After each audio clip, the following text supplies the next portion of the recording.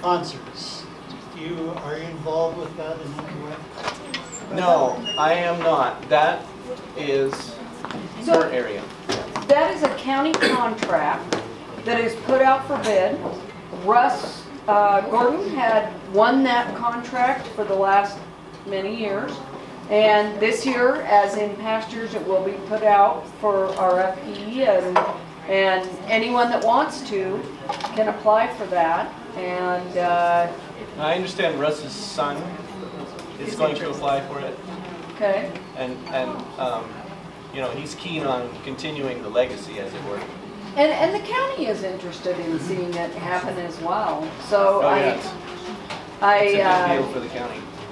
well, it won't be known as a Gordon's concert from here out. I think the summer concert series will absolutely It might be called continue. Gordon's Concerts because If it's another Gordon, so. who knows?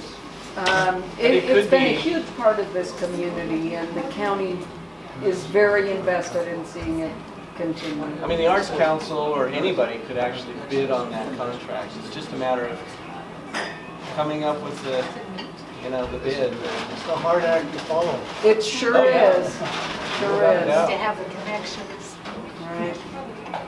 So the Creative District sponsors the Tuesday night concerts, which of course don't have anywhere near that kind of a following. It's about 6 weeks in the summer, and it's But Tuesday they do nights. tend to emphasize local talent. Yes, exactly. And so that's kind of fun to put on, but it's not the same at all. So, but I think the county will make sure that it continues. So, Liz and Gordon, would you guys, right as your food is served, would you guys like to talk at all about what you have going on? Or is there anyone else in the audience that would like to? Oh, please. Well, my name is Lori Tomlinson, and I'm the president of the Los Alamos Light Opera Board, Great. and also the director of our 2018 production, Guys and Dolls, which is going to be at the Dwayne Smith Auditorium We're all with you. the last weekend in February and the first weekend in March. And I just want to invite everybody to that and just kind of talk a little bit about our challenges in that, you know, you asked how big the population is. It's 18,000 people. And to put on a light opera, I'm also a past board member of Little Theater. To put on a Little Theater production is around $5,000. To put on a light opera production is about $20,000. Wow. So we're counting on getting for 5 performances, 300 to 350 people per performance. And we've always managed to keep our ticket prices low. It's $15 for adults and $12 for seniors and students, which is about comparable to a movie ticket these days, and you get a really nice production for that. So I'm just here to kind of talk about that and spark interest. We tried to get on the brown bag schedule, and there was not an opening. It's full. Yeah. So maybe we could put something together for your coffee house thing. Well, next season's not going to buy us anything because our production's in February and March. But maybe we could talk about a coffee house presentation. We've always done the brown bags with a sampling of the show, and it's been really helpful in getting people to the production.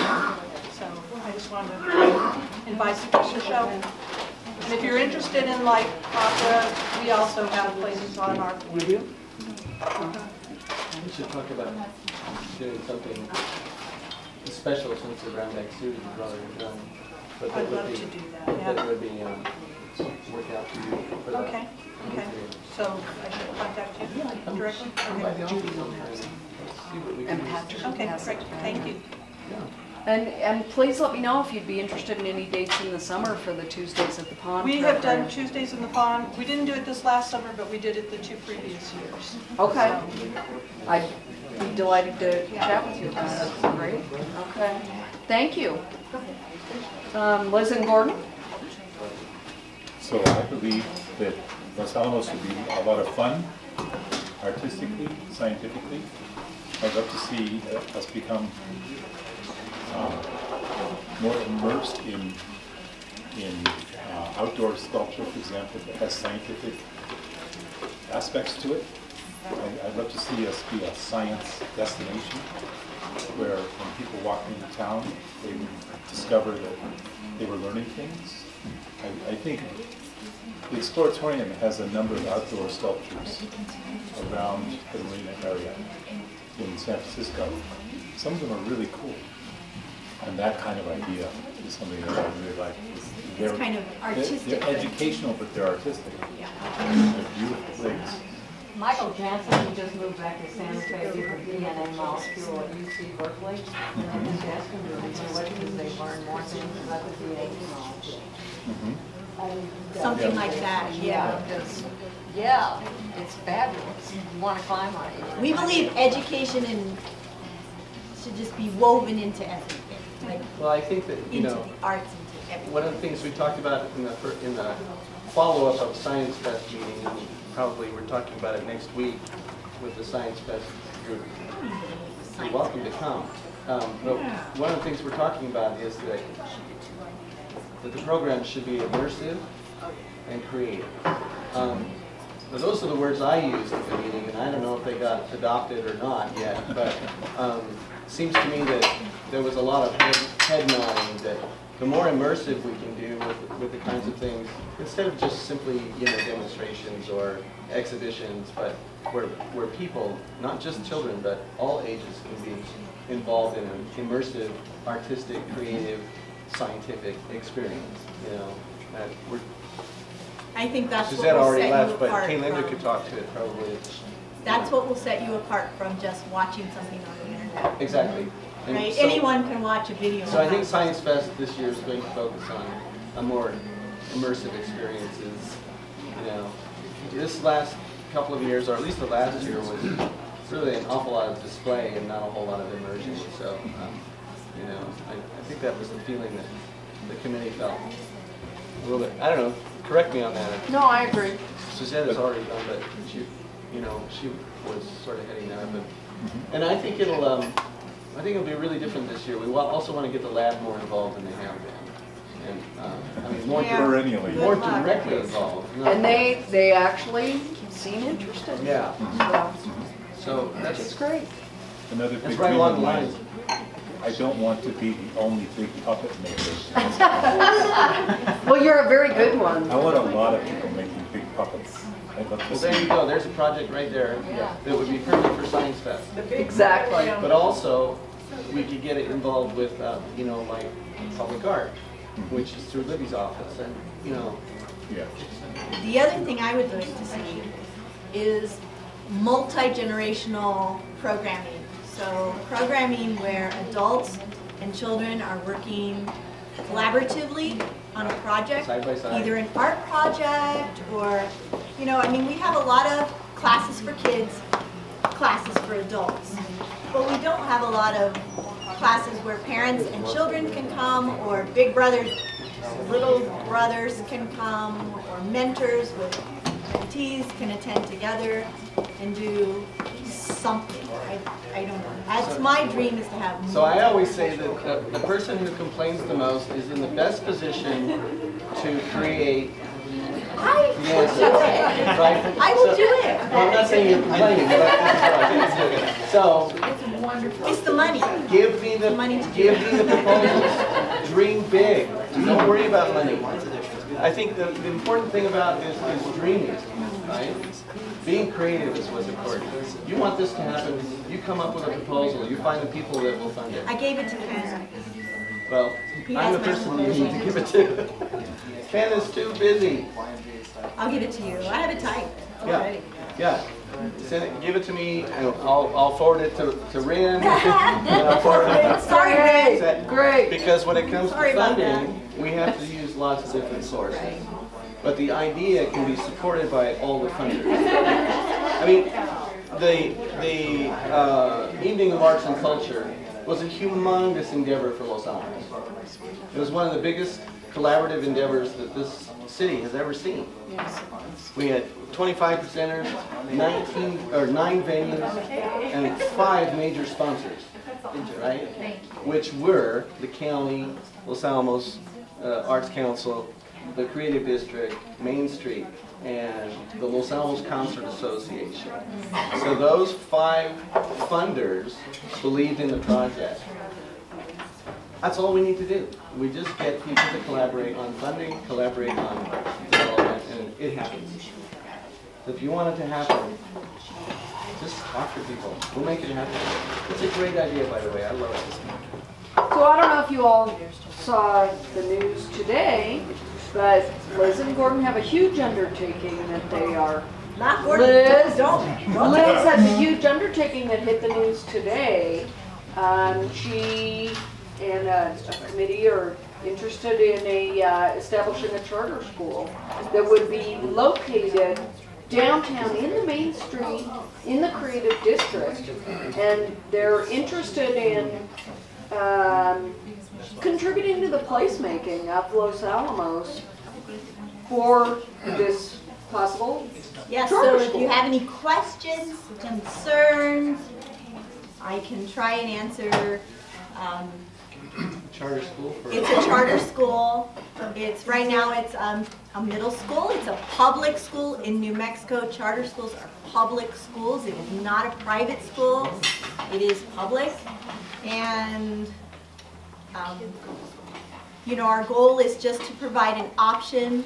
Right now, there really are no options except the one middle school. So our idea is to provide an option for middle school, particularly for that age group of students, for something just a little bit different to serve a specific population. It would be a very small school, but if you have any questions or concerns about charter schools, I'll be happy to chat with you. Or have a space you would like to contribute. Or have a space, we're looking for a space. Or we're willing to talk to groups. If you belong to a group who would like more information about the charter school, we're willing to chat with you about it. Our application, our letter of intent is due in January, and then we have 6 months to actually write the documentation to open the charter school. It's like a 250-page document, so it's a huge undertaking to try and open a charter school in New Mexico. But we really believe in free public education, which is what this charter school would be. And yeah, we're looking for anyone who would like to, be a part of trying something new and different and innovative in the field of education. That's really what and we're hoping for a lot of community partnerships. As a place-based school, our whole idea is find out where are you located, what do you have available to learn from, hands-on right where you are, and then go global from there. So it's really starting with your local place as the inspiration to learn bigger concepts. That's great. Does that make sense? Well, I don't know. Anyway, this ought to keep you out of trouble for a while, Liz. Well spoken. Yeah, Very good. It's a work of heart, that's for sure. Yes. I'm not being paid to do it, so. Right. Yes, I hear that. Excellent. All right, very good. Is there anyone else that would like to speak about arts they're involved with? Sure. Please. So my name's Aaron Anderson. I'm the co-owner of the Los Alamos Music Academy. Oh, cool. Really. Great. And The charter school wants to talk to you, by the way. Okay. Well, this is good time. Seriously, no. We're kind of in a state of change and flux. We started out, we opened the doors teaching piano and guitar. The woman who teaches piano she's set to retire next year. So we're kind of deciding, do I do piano and find other guitar teachers, that kind of thing.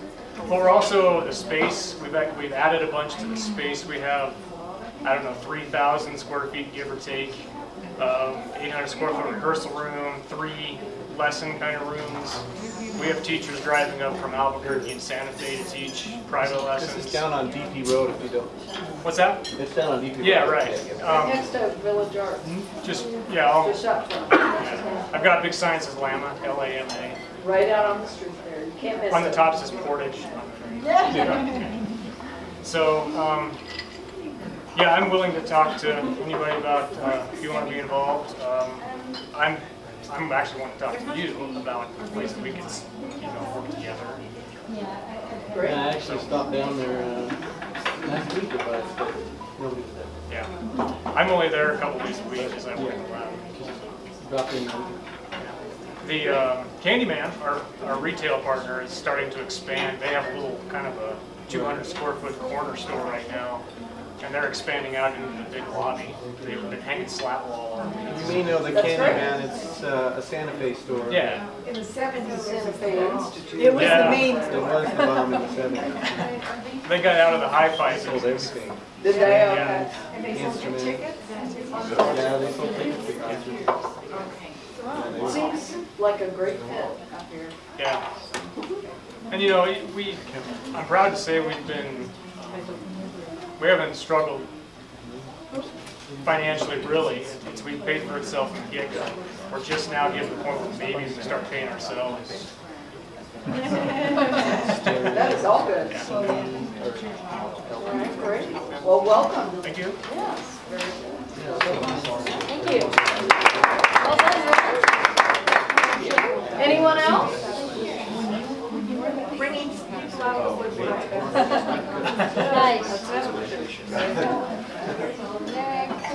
Good job, Thanks. Well, thanks everybody for coming out. We appreciate it. Again, please support Uncorked. We appreciate everything they do for us. Thank you, everyone. Have a wonderful evening. I used to listen to I'm going to take these up. This is the guy. Yeah. Hi, how are you? Over there? Did you? Yeah, we had a big family wedding, probably told you. Yeah, they've got married in Savannah, so.